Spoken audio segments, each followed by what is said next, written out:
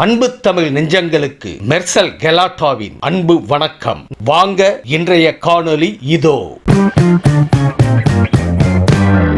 AIIMS கட்ட தாமதம் மட்டுமல்ல, இதே மதுரையில மெட்ரோ ரயிலும் வரவிடாம தடுக்கிற ஆட்சியா ஒன்றிய பாஜக அரசு இருக்கு. இப்படி எந்த சாதனையும் செய்யாம இருக்கிற காரணத்தால தான் திமுக கூட்டணியில ஏதாவது குழப்பம் ஏற்படாதா, அதுல குளிர்காயலாமான இவங்க ஏங்கிக்கிட்டு இருந்தாங்க. நம்முடைய கொள்கை கூட்டணி அதற்கு இடம் கொடுக்காம தொடர்ந்து 4வது பொதுத் தேர்தலை சந்திக்க தயாராயிடுச்சு.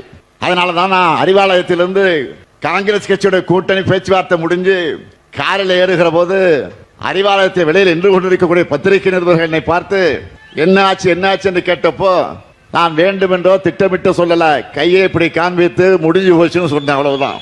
அது வைரலாச்சு. இது கொள்கை கூட்டணி மட்டுமல்ல, மக்கள் மீண்டும் மீண்டும் நம்பிக்கையோடு தேர்ந்தெடுக்கக்கூடிய வெற்றி கூட்டணி. தமிழ்நாட்டில் மத கலவரமும் மக்களுடைய மோதலும் நடக்காத பாதுகாத்து வளர்ச்சியில மட்டுமே போக்கஸ் பண்ற மதச்சார்பற்ற முற்போக்கு கூட்டணி. அதை உணர்ந்துதான் தமிழ்நாட்டின் வளர்ச்சியில் அக்கறை கொண்ட பலரும் தொடர்ந்து நம்முடைய கூட்டணியில் இணைஞ்சு 2021 தேர்தலின் போது இருந்ததை விட நாம கூடுதலா இப்ப பலம் பெற்றிருக்கிறோம். சாதனைகள், கொள்கை உறுதி, கூட்டணி வலிமைன்னு மூன்றிலும் சென்டம் ஸ்கோர் பண்ணி இருக்கிறோம். அதனாலதான் வெல்வோம் 200 என்று என்னால் தைரியமாக சொல்ல முடியுது. நான் உறுதியா சொல்றேன், வர சட்டமன்ற தேர்தலில் திமுக தலைமையிலான மதச்சார்பற்ற முற்போக்கு கூட்டணி 200க்கு அதிகமான தொகுதிகளில் வென்று மீண்டும் நாம் ஆட்சி அமைப்போம். இன்னும் சொன்னா திமுக தான் வெற்றி பெற போகுதுன்னு பாஜகவே நினைக்குது. அதனாலதான் நம்முடைய பிரச்சார பீரங்கியாக இருந்த ஆளுநர் திரு ரவி அவர்களை திடீர்னு மாத்திட்டாங்க. ஸ்டாலினுக்கு மறுபடியும் பதவி பிரமாணம் செஞ்சு வைக்கணும்னு விரக்தியில அவர் கிளம்பிட்டார். ஒன்றிய பாஜக அரசை கேட்கிறேன், எலெக்ஷன் முடிகிற வரைக்கும் ஆளுநர் ரவியை மாத்தாதீங்கன்னு நான் எத்தனை வாட்டி கோரிக்கை வச்சிருக்கிறேன். மாண்புமிகு பிரதமருக்கு, உள்துறை அமைச்சருக்கு எத்தனை முறை கோரிக்கை வச்சிருக்கிறேன். இதுல கூட எங்க கோரிக்கை நிறைவேற்றி தர மாட்டீங்களா? இருந்தாலும் ஆளுநர் ரவி அவர்களை மாத்தினாலும் நம்முடைய வெற்றியை இன்றைக்கு உறுதி செஞ்சிருக்கிறாங்க. இப்படிப்பட்ட அரசியல் சூழல் தான் கழகத்தை நோக்கி இன்றைக்கு எல்லோரும் வந்திருக்கிறீங்க. 10 தோல்வி பழனிசாமி கட்சியிலிருந்து வெல்லும் திமுகவுக்கு வந்திருக்கிறீங்க. உங்களுக்கு ஏராளமான தேர்தல் வேலைகளை காத்திருக்கு. நம்ம கூட்டணியுடைய வெற்றிக்காக கடுமையாக உழையுங்கள். 200 தொகுதிக்கு மேல நாம வெற்றி பெறணும்.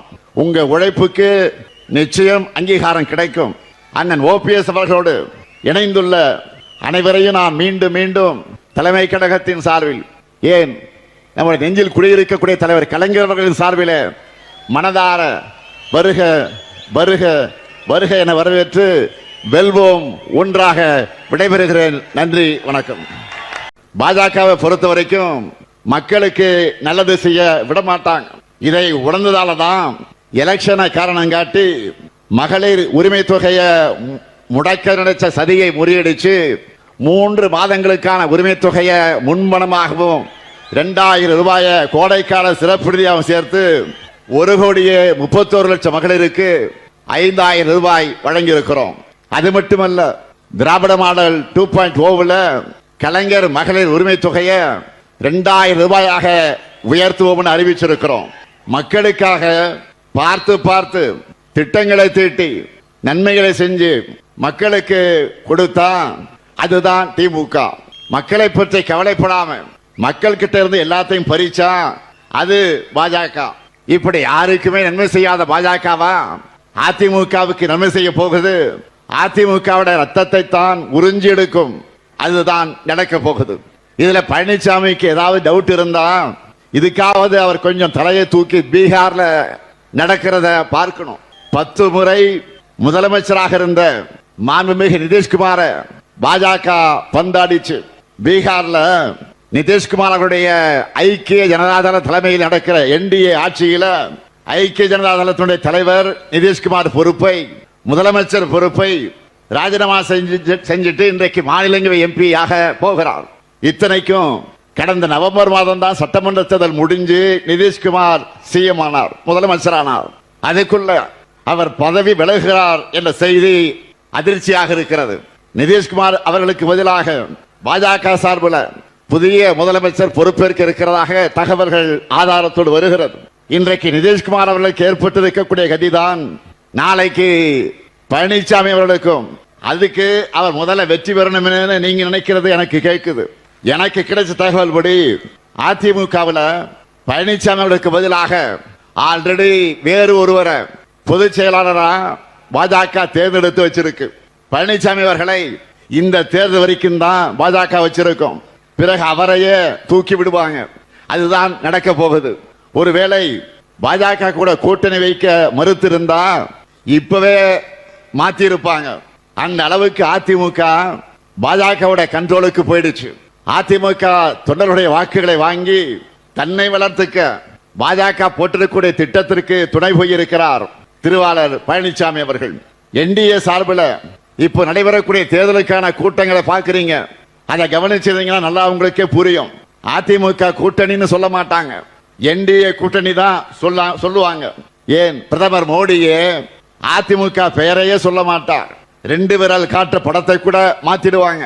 இந்த பேட்டர்ன்கள் எல்லாம் கவனிச்சா மகாராஷ்டிராவில் சிவசேனாவுக்கு நடந்த மாதிரி, பீகார்ல நிதிஷ்குமாருக்கு நடக்கிற மாதிரி தான் தமிழ்நாட்டில் பழனிசாமி அவர்களுக்கு நடக்க போகுது. விசுவாசத்திற்கு ஒரு ஓபிஎஸ் துரோகத்திற்கு அடையாளமாக இருக்கிறவர் தான் பழனிசாமி அவர்கள். கூவத்தூர்ல அம்மையார் சசிகலா காலில் ஊர்ந்து தவழ்ந்து போய் முதலமைச்சராயிட்டு அந்த அம்மையாரை நோக்கியே நீ எனக்கு பதவி வாங்கி தந்தாயா என்று ஒருமையிலே கேட்டவர் தான் பழனிசாமி அவர்கள். அவர் இன்னும் என்னவெல்லாம் சொல்லி இருப்பார் என்று நம்முடைய சகோதரர் ஓபிஎஸ் அவர்களுக்கு நன்றாக தெரியும். பழனிசாமி அவர்களை பொறுத்த வரைக்கும் தன்னை காப்பாற்றிக் கொள்ள எது வேண்டுமானாலும் செய்வார். அவருடைய உச்சக்கட்ட துரோகம் என்ன தெரியுமா? தன்னை காப்பாற்றிக்க மக்கள் திலக எம்ஜிஆர் உருவாக்கிய அம்மையார் ஜெயலலிதா அவர்களால் வளர்க்கப்பட்டிருக்கக்கூடிய இயக்கத்தையே இன்னைக்கு அடமானம் வச்சிருக்கிறார் பழனிசாமி. பழனிசாமி என்ன நினைக்கிறார்னா பாஜக தனக்கு நல்லது செய்யும்னு நினைக்கிறார். உண்மையிலேயே பாஜக யாருக்கும் நல்லது செய்யாது. இன்றைக்கு கூட நீங்க செய்திகள்ல பார்த்திருப்பீங்க. நாளைக்கு மகளிர் தினத்தை அடிப்படையாக வச்சு இன்னைக்கு சிலிண்டர் விலைய 60 ரூபாய் உயர்த்தி மகளிருக்கு பரிசு கொடுத்திருக்கிறாங்க. கடந்த 2024ஆம் ஆண்டு 100 ரூபாய் குறைச்சது தேர்தலுக்கான பம்மாத்துன்னு நிரூபிச்சிருக்கிறார் பிரதமர் மோடி அவர்கள். 2024ல கோடிக்கணக்கான குடும்பங்களோட நிதி சுமையை குறைக்கிறோம்னு 100 ரூபாய் குறைக்கிறோம்னு சொன்னவர் இன்னைக்கு எதுக்கு சுமையை ஏற்றி இருக்கிறார்? வார்த்தைக்கு வார்த்தை நாரி சக்தின்னு சொன்னவங்களுக்கு இன்னைக்கு அந்த பெண் சக்தி கண்ணுக்கு தெரியலையா? பெண்களுக்கு அதிகாரம் அளிக்கிறதா சொல்லிட்டு வாக்கு திருட்டு மாதிரி அவங்களுடைய பணத்தையும் பறிக்கிறது நியாயமா? 2024ல பெண்களுடைய நல்வாழ்வுக்கு காமிச்ச போலி அக்கறை 2026ல எங்க போச்சு? புரட்சி தலைவர் எம்ஜிஆர் அவர்களால் ஆரம்பிக்கப்பட்ட அண்ணா திராவிட முன்னேற்ற கழகம் இன்றைக்கு அதிமுகவாக இல்லை. திருத்தக்கூடாத கழக விதியாக இருந்த தொண்டர்கள்தான் தலைமைகளை தேர்ந்தெடுக்க வேண்டும் என்ற எம்ஜிஆரின் விதி திருத்தப்பட்டது. தொண்டர்களின் உரிமை பறிக்கப்பட்டது. அம்மா வழிநடத்திய அதிமுக இன்றைக்கு இல்லை. தனக்கான தன் பதவியை மட்டுமே குறியாக கொண்ட ஒருவரின் ஒரு சுயநல அரசியலால் எம்ஜிஆர் உருவாக்கிய அண்ணா திமுக அபகரிப்பு திமுக இன்றைக்கு மாறியிருக்கிறது.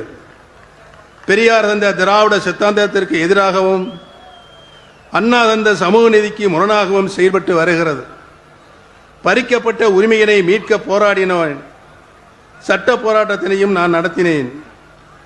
தலைமைக்கு உண்மையாக உழைத்ததற்கு, தலைமைக்கு விசுவாசமாக நடந்து கொண்டதற்காக குறுக்கு வழியில் வந்தவர்களால் நான் எப்படியெல்லாம் பழிவாங்கப்பட்டுள்ளேன் என்பதை உங்கள் அனைவருக்கும் நன்றாகவே தெரியும். அப்படி பழிவாங்கப்பட்ட என்னை அன்போடு அழைத்து பண்போடு பாசம் காட்டி அம்மாவின் அரவணைப்பை எனக்கும் என்னை சார்ந்தவர்களுக்கும்